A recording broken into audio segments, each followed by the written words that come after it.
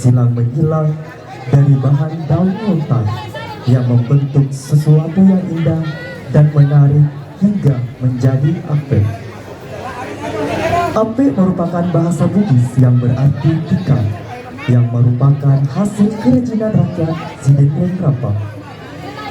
Dari tarian ini bercerita tentang bagaimana proses pembuatan sebuah apek atau tikar, mulai dari kegiatan mengambil daun lontar, membelah daun, mengeringkan daun, dan proses menganyam yang digambarkan dalam pola lantaian silang menyilang. Hingga fungsi dari apek sebagai alas duduk, alas tidur, dan tirai. Dengan para penari Raisa Nur Ashifah,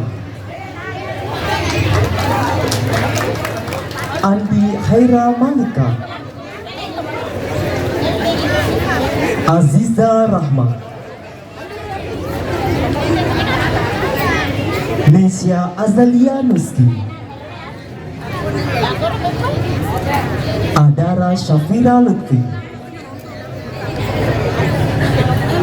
dan Adinda Zaihan Nafisa.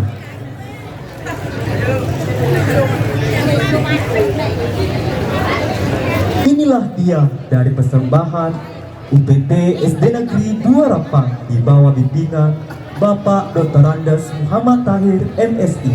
Selamat menyaksikan.